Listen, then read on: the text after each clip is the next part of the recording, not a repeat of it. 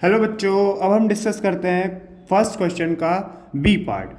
ये कह रहा है the volume of two spheres are in the ratio में दे रखा है और उनके सरफेस एरिया के रेशियो निकालने लगा है। कितना सिंपल सा क्वेश्चन है, जो दे रखा है उसी के बिहाफ पर हम काम करते हैं। देखो, हम फर्स्ट स्पेयर मान लेते हैं और सेकंड स्पेयर मान लेते हैं। फर्स्ट स्पेयर है तो इसलिए मैंने R1 कह दिया उसकी रेडियस, और दूसरे की क्या कह देते हैं R2 कह देते हैं। कोई परेशानी यहाँ तक।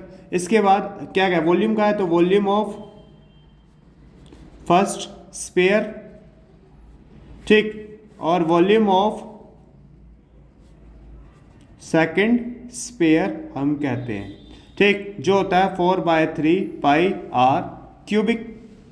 वन पहले के लिए ले रहे हैं और दूसरे के लिए भी ऐसे ही 4/3 पाई R2 और क्यूबिक लगाएंगे, तो ये तो कैंसिल आउट हो रहेगा। वॉल्यूम है V1 V2 R क्यूब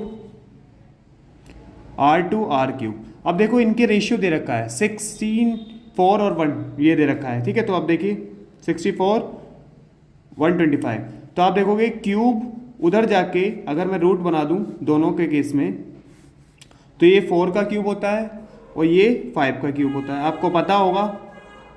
इसके बाद रेशियो कहा है इन्होंने सरफेस एरिया का, तो सरफेस एरिया क्या होता है, surface area of first sphere होता है 4πr1 का स्क्वायर।